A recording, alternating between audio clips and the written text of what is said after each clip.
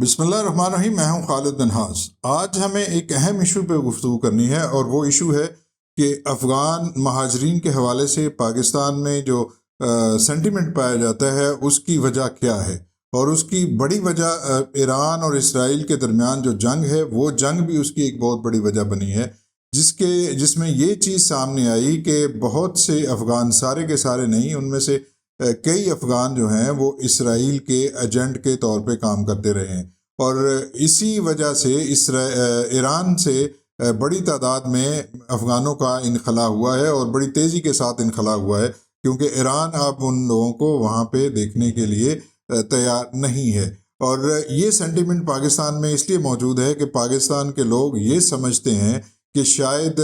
اس قسم کی صورتحال پاکستان میں بھی ہو سکتی ہے، اور پاکستان جس طرح اسرائیل اور بھارت کے نشانے پہ ہے، تو اس بات کے امکانات بھی ظاہر کیے جا رہے ہیں کہ یہ قوتیں ان لوگوں کو پاکستان کے خلاف استعمال کر سکتی ہیں۔ اس میں کوئی شک نہیں ہے کہ مقامی لوگ بھی استعمال ہوئے ہیں، ایران کے بھی استعمال ہوئے ہوں گے، اور پاکستان کے اندر بھی استعمال ہو سکتے ہیں پاکستان کے لوگ، لیکن بڑی تعداد میں وہاں سے لوگوں کا آنا اور انڈاکومنٹڈ لوگوں کا آنا یہ پاکستان کے لیے تشویش کا باعث ہو سکتا ہے۔ اس پہ آپ کیا کہیں گے، وہ ہم آپ ضرور چاہیں گے کہ آپ بھی بتائیں کہ آپ کی کیا رائے ہے، کہ کیا یہ استدلال ٹھیک ہے کہ لوگ اس لیے بھی افغان مہاجرین کو یہاں سے واپس بھیجنا چاہتے ہیں کہ ایک تو وہ بہت سے انڈاکومنٹڈ ہے، اور بہت سے کے بارے میں یہ خیال کیا جا رہا ہے کہ وہ اسرائیل کے لیے جاسوسی کا کام کر سکتے ہیں، اور اسرائیل پاکستان کو ڈی اسٹیبلائز کرنے کے لیے بھارت کے ساتھ مل کے جو مذموم پروپوگنڈا کر رہا ہے اور جو مذموم کارروائیاں کر رہا ہے، اس کی جو حقیقت ہے وہ دنیا میں آشکار ہونا شروع ہو گئی ہے۔ اور اسی حوالے سے ایک رپورٹ الجزیرہ نے شائع کی ہے، وہ رپورٹ بھی ہم آپ کے ساتھ شیئر کریں گے، اور پھر آپ کو بتائیں گے کہ یہ سب کچھ کیا ہو رہا ہے۔ لیکن سب سے پہلے چلیں گے ایران کے صدر نے 26 تاریخ کو پاکستان کے 2 روزہ سرکاری دورے پہ آنا تھا، لیکن پاکستان کی حکومت نے 24 تاریخ کو سفارتی چینلز کے ذریعے بتا دیا اور یہ درخواست کی کہ ایران کے صدر اپنا دورہ منسوخ کریں، اور یہ بعد میں تاریخوں کا اعلان کیا جائے گا۔ ظاہر ہے اس کے پیچھے کوئی انٹیلیجنس تھی، یہ انٹیلیجنس ایران کے ساتھ شیئر کی گئی، اور 26 تاریخ کو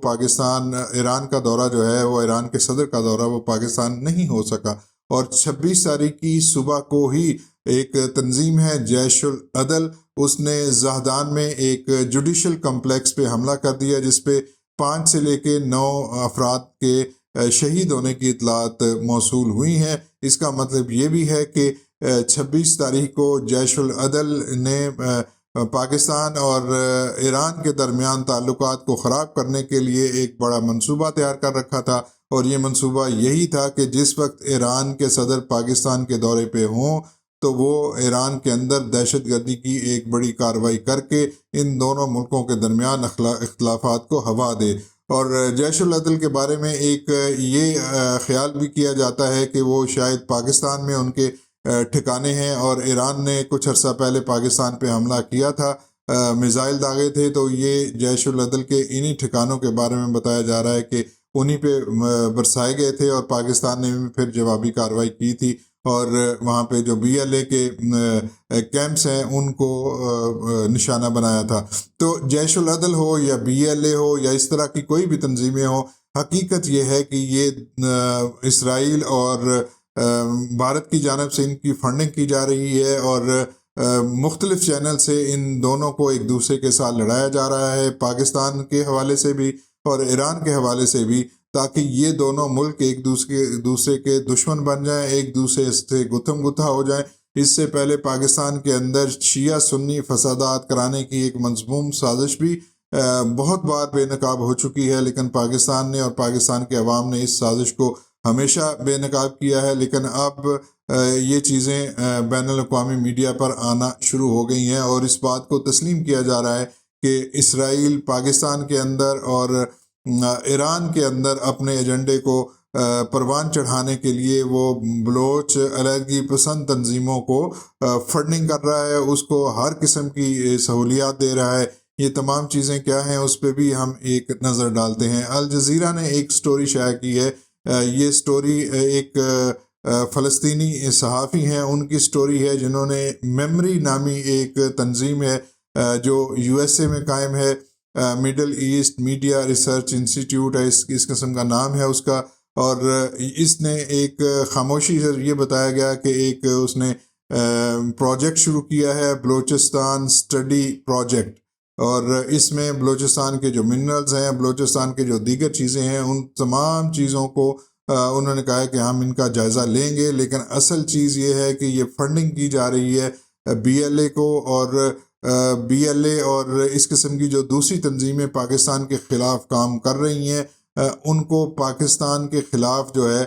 وہ بھڑکانے کے لیے اور پاکستان کے خلاف ہتھیار اٹھانے کے لیے ہر قسم کی سہولیات فراہم کرنے کی بات ہو رہی ہے. میمری کے بارے میں یہ بتایا جا رہا ہے کہ اس کے جو سربراہ ہیں وہ اسرائیلی انٹیلیجنس کے میں کام کر چکے ہیں. وہ تمام چیزیں بھی ہم آپ کو بتا دیتے ہیں کہ یہ کیا چیزیں ہیں. لیکن اس چیز کو سمجھنے کی بہت ضرورت ہے کہ پاکستان اور ایران کے تعلقات کو بھی خراب کرنے کے لیے ایران، اسرائیل اور بھارت دونوں مل کے کام کر رہے ہیں. یہ ہے جی عبداللہ موسوی ہیں، یہ فلسطینی رائٹر ہیں، ریسرچر ہیں، ایجوکیٹر ہیں، ٹرانسلیٹر ہیں. ان کا اوپینین شائع ہوا ہے جس میں یہ بتایا گیا ہے کہ جی واشنگٹن DC میں ایک تھنک ٹینک ہے جس نے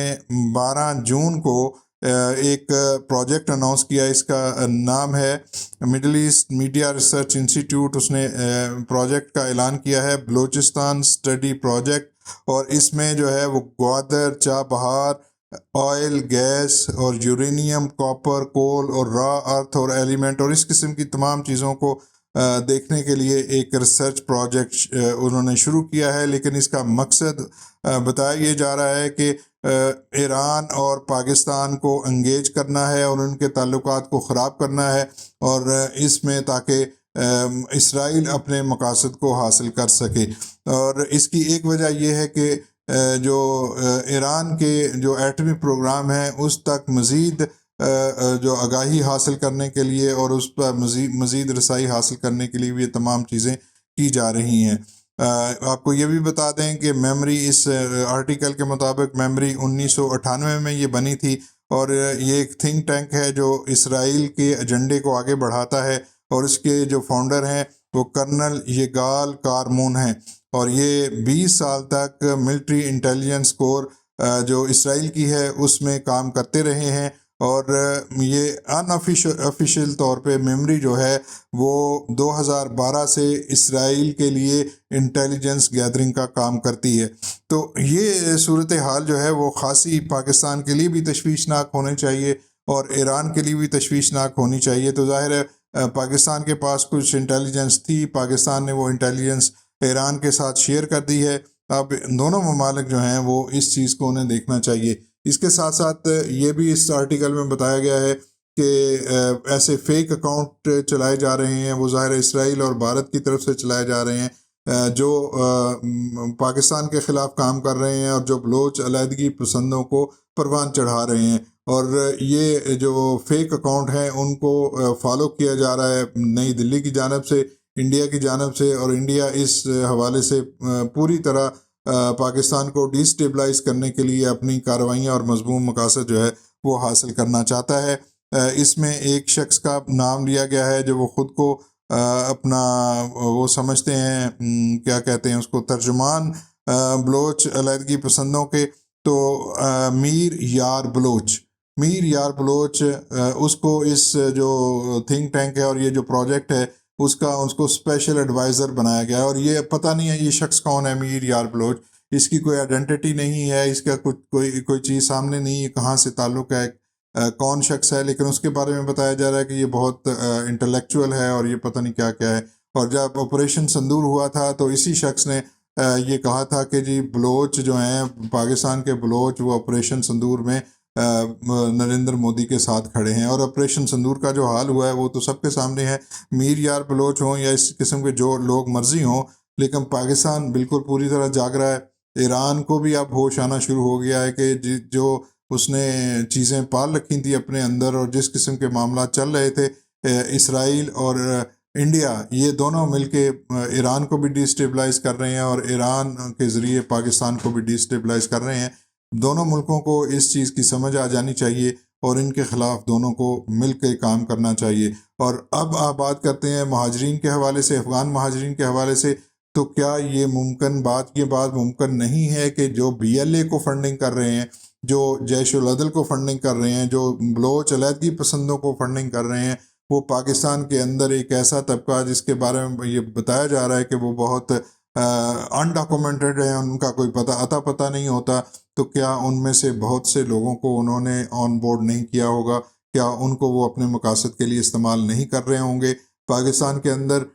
بہت سی کارروائیاں ایسی ہوئی ہیں جس میں لوگوں کو ٹارگٹ کیا گیا ہے اور ان کے بارے میں کوئی اتا پتہ نہیں چل رہا کہ یہ کن لوگوں نے کی ہیں، لیکن یہ را کرا رہی ہے اور کن لوگوں سے کرا رہی ہے، اس حوالے سے بھی بہت سی چیزیں سامنے آنا ضروری ہیں، اور پاکستان کی انٹیلیجنس ایجنسیوں کو اور ایران کی انٹیلیجنس ایجنسیوں کو، دونوں کو مل کے ان عناصر کا کلا کما کرنا ضروری ہے۔ یہ تھی آج کی ترین، ملیں گے نئے ولاگ میں، اس وقت تک کے لیے مجھے اجازت دیجیے، اپنا بہت سا خیال رکھیے، اللہ حافظ۔